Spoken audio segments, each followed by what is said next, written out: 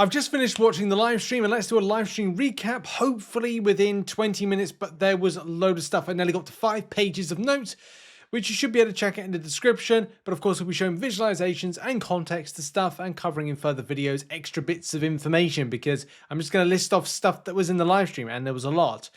The first thing that you need to know is that the Twitch drops seem to work, which is good. You can see them all dropping in right here. I thought there was 5,000 points per time, but it's 7,500 points per time. But all Twitch-based drops actually worked, which was incredibly nice. The other thing that started off the live stream was going over some key informations of what we know from the saga. There was lots of things that went over, and Karate Mike, Kabamasaurus Rex, basically did a little bit of a piece to camera to kind of talk about some of the things like Fantastic Force recruitment, sentiment around what people feel about it, and of course the development team are looking into your feedback, what you liked, what you didn't like about the modes, like the Doom Cycle mode, which I know a lot of people didn't like. There was also the go over quickly of the boost, the Saga boost for Invisible Woman, which you can see on the screen right now, which of course plays into it. We'll do a playthrough next week when this launches to go whether it's kind of like good, bad, fun, pointless, or does have a point to it. Kabam also went over, and they did a big segment right here from Karate Mike about, the sentiment of the game, where it's going, blah, blah, blah, blah. If you want to watch that fully, go watch it. Valiant Event Quest. Version 4 is something that they built months ago. So a lot of people liked version 1 or version 2. I think I liked version 2 a little bit more, but I definitely didn't like version 3, which is the most recent one, where you basically had to do a ton of fights. Kabam gave the impression that you would do like one less fight, but the thing is, for that, if it's one less fight, that's still a pain point, because you're still having to fight, what was it, like 26 fights instead of 28, if you get my drift with that. Like, if that's the case, then there's still nothing really improved. But you have to do it because of, as well, like Kabam developed it for several months ago, so it's like they can't back out of what they've developed to put in, but they've made certain concessions to make it a little bit more palatable. Kabam also said that they have then can comfortably confirm that the version 1, which people seem to like the most, will be the one that is going to be chosen, and this will be launching in September. There's more details to come out at the end of this month, which again is good to see. We then took a little bit of a dive over to Summoners Fest, and we got a little bit and some crucial information around this, as well as there being something very much focused on you farming stuff in August, because August 13th we do see a Fintech-based event. The Summoners Fest points are now going to give you, and because it says solo objectives, to use Fintech's Champions from Brawl, because it says solo objectives, this gives me a little bit of hope that this is where the missing amounts of the points, the Summoners Fest points, are coming from. So that's going to be good, because a lot of us are kind of in the dark still after a month of entry, how we're getting all the points that we require for the 285,000 or 300k that you can farm, whether or not that's spending or non-spending in that 300k marker point. So that's good news. There was also a big segment that was put towards Statcast Relics, so I would welcome anybody to go over and watch that, because you'll get a little bit more context and information. These will be launching on 8th of August, which is great, in an Alliance Relic event, but that is something we'll kind of cover on later on in this particular video. They come in batches of 60, 180 in total on batch 1.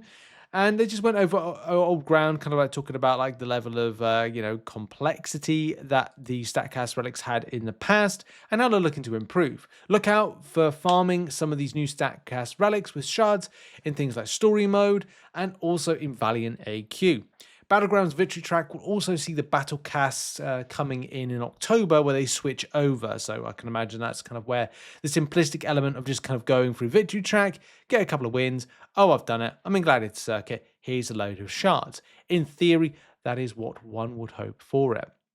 Second batch is in development, but there's still 180 that are coming in with batch 2. The 180 works out as 60 in a 5-star, a 6-star, and 60 in a 7-star base format. So we're going to have about 360 relics, Statcast relics that is, by the end of October to get. Now, granted, you're not going to be able to get every one of them, but at least there's going to be something within it. And also people were going for the rarer 7-star relics. Let's just kind of like say that right off the bat. Kabam then moved on to some other information around champions, and we know how to get Solvarch. You can see Solvarch in action right now. We're just going to play the footage of this rolling. And to give you a bit of an idea around this champion, general rotation, but there are 2 rotations to this, but I'll just go with the general one. Do a 5-hit combo, get 2 bars of power when you're ready with that. Gain core charges as you go with adding Cold Snap, SP1 and hit block. Then that switches you from armor to energize, which you can see top left-hand corner happening right now. Then do another SP1 to absorb the mode, so to speak. And then what you'll be doing with the energized build-up is get to another SP1, which you can see you're fully energized right now at 10. And then you're going to be building up to an SP2, which then will see you some big red numbers of kinetic discharge damage, which is going to go in right now. Look at that. Kinetic discharge damage always so good, isn't it? Absolutely fantastic from that champion. There's also some other elements of interest around the champion, like let's go with doesn't crit, strong power control, and powerful armor passives, and of course available August 7th via the Shattered Essence, which of course is very difficult to pick up. It's got like premium areas of the game in order to pick up that, which you can see. Those are the areas right there. Very much competitive, not so much on the non-competitive, like all kind of free areas. 1, 2, 3, 4, 5, 6, 7, 8. So you're missing about 4. You'd have to be very highly competitive in different kind of areas, or spend money in order to acquire, because getting certain placements is pretty darn tough nowadays. Anyway, we move straight over to Cassandra Nova. Cassandra Nova, again, another exciting new champion coming in, available August 19th pre-release bundles, Arena August 28th. Great Killmonger counter, channel with a heavy attack, adding daunted passives, boosting damage during specials, and neuroshock damage she improves with that particular channeling of the daunted passives on. After a special, she auto-channels if she doesn't move, so don't move with the champion and you'll auto-channel. If you channel via heavy attack, you refresh Daunted. If you release the heavy channel just before getting attacked, you'll stun the opponent and pause until final hit of the heavy attack. A great debuff Shrugger counter. The main focus regardless is spam heavy attacks to build and keep Daunted up at 12 Daunted. You put on Neuroshocks, and then you build to an SP2, and for higher hit pool champions, do an SP3 rotation. That is something that's obviously on screen right now, and what Kabam say is the best way to do it. I think the non-contact attacks is probably a really good thing to have, especially if you're looking for alternate counters to the likes of Korg and a few other tricky skill champions as well. So that's all good news to hear for having a new champion like this. Obviously, defensively might be good, might be bad. We'll have to kind of like see with that. I think we all know the other thing that Kabam said was coming in. 7-star Baron Zemo is indeed coming in. Kabam actually, I think was is it here? No, it's not there. But it was somewhere that there was footage of 7-star Baron Zemo in action. And lo and behold, it's very, very spicy. So we're just jumping the gun here to balance batch 1. We in the CCP get to kind of like do some footage of, I need to look into it. I'm so scuffed and tired at the moment with kind of all the things that is coming up with this new month. I'm gonna have to get up to date with kind of like coverage and stuff like that. Anyway, Patriot updates, Fury duration increased and gets a vulnerability. Yondu concussions, bleeds instead of ruptures now. No, ruptures instead of bleeds. More damage, invalidate, long heal block, SP2 Fury more potent. Modoc's new signature ability removes stuns, removes true strike, and auto block stuff. I think I've jumped the gun a bit, so I need to kind of like go back quickly. Yes, sorry, I did jump the gun a little bit. Right, okay, yeah, Baron Zemo. Back to Baron Zemo. And yes, he was able to be got in a Titan Crystal, and also in the Grandmaster's Grace or the Pity system, August 7th for crystals, and then Arena in August 14th. Okay, right, back on track, Rich, for God's sake. Okay, yes, balance batch 1. Yes, as I've just said a moment ago, Patriot update is that there's more Fury duration. There is going to be some better stuff when it comes to his damage output. And of course, better things around not tied to ruptures, steadfast against mutants, very, very handy as well. And that's been moved into the base kit, so some things have switched around right there. With Yondu, yeah, concussions, bleeds, ruptures, more damage, invalidate, longer, heal block, SP2 more potent, yes. And then Modok, new signature ability, removes stun. Wow. This is where this champion's going to be really tricky on defense. Kabam say here, personal debuffs gain increased ability accuracy. When attacked while the force field is active, remove all stun effects on him. Force field starts on cooldown, and when opponent activates the special, he removes their 2-strike scent effects. Auto blocks can now trigger parry, so I think he's going to be a more frustrating defender. Nothing really on his attacking elements, which I think is another key thing as well.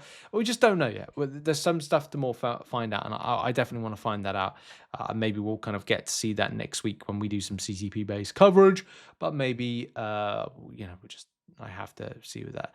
The second batch is coming out in January. We're still one without who's going to be within this batch, but that may be tied to the last thing that was announced in this live stream. Solo raids is coming up, and that's going to be fun because at least it gives you an opportunity to kind of pick your role, pick your boost, and pick a mission and fight the boss. This should be a little bit more fun, I think, for people to get around, and you build the fights as you go. There's no damage cap, which I think is fantastic, which is nice. Right, moving on. Oh, it was limited time as well for launch. Didn't realize that. That's interesting. Alliance-based events starting August 11th. Daily quest reworks coming in September. And Kabam have said there's going to be a unit-based compensation package for those that have missed out on certain things or will miss out on certain things. We can see here. Like, that's nice. You get some free units for doing next to nothing. But the daily quest rework has been put back a month, which we'll kind of talk about and see now. So Kabam have said that there's the different types of rotations around resources, catalysts, or other types of helpful things, and resources in general. Whether you're going to be able to bank those keys, well, you just don't know. I'd rather say just go in, use your key, and then take it on from there. But there's different types of standards of rotations with it, and a super duper version is coming out on Sunday, which at least gives the player base something to do on a Sunday when there's ultimately nothing. But to be honest, we're all catching up on stuff because everything's always a bit kind of like nuts. So that's coming next month, which is nice. From a perspective of Rebirth event, that is going to be, fun for people. I like these Rebirth events. I certainly like picking up those free 7-hour crystals, and they're going to be buffed, by the way. They're not like the reunion crystals in game at the moment. They're going to be buffed a bit further on than that one. So we'll do some coverage on that one as well, farming them and key guides around it. Rebirth tokens as well for the 7-star select is going to be important because there's going to be some fun champions to pick up from that. And of course, what you choose is going to be important as well. The Alliance event, which is all around Statcast, again, is going to be another important thing to farm. So, being an Alliance, work hard. But also, will there be rank-based stuff? Well, there is. Ranking relics, rank rewards, in Alliance-based things. That, unfortunately, looks like it's going to be a PP lengthening event if you spend a lot more. Because, let's face it, it's going to be a crystal. Spend units on crystal, get more of them, open them up. Hey, that means that. It means you'll, update the rank. And, of course, that would be how you want to be competitive with the sphere of it. So, but I'm very wary about that one, if I'm being brutally honest around that. I've got some suspicions around there. The Act 8 Crucible is coming out. There's going to be the Crucible in general. It's permanent content, but if you get more Rebirth tokens, which will be important to get a 7-star if you finish the event finish the quest during the event. So it's time limited. There's normal difficulty, legendary difficulty, and just the normal setup. There's also a mini Crucible, which will have 2-star and 3-star usages. So if you want to go and train up on some of them, I recommend that. It can be handy. There's also a realm event similar to Road to the Crypt, and some other types of objectives around defeating opponents, maybe with certain champions. We just don't know. We'll have to see. Rebirth Sig Stones and gems in milestone rewards. So that's going to be important around a realm event. The more revives you might have to use, the more that it kind of helps out to the greater good around the Crucible. However, I would like to keep my revives, but you never really know what's going to happen in the World of Marvel Contest of Champions, and the content being good, bad, or ugly. The final part to all of this, apart from, of course, the mini Crucible, which looks a little bit like that, is the part 2, which is the calendar, the arena's solo events, to get some free stuff, some nice stuff, extra units and other stuff like that. Will be dropping on August 20th, which at least sees you to the end of the month. In terms of new champions coming into the game, the rework champions coming into the game, we've got Cull Obsidian, Sabretooth, we've got Viv Vision, all being buffed up a little bit more, which is nice.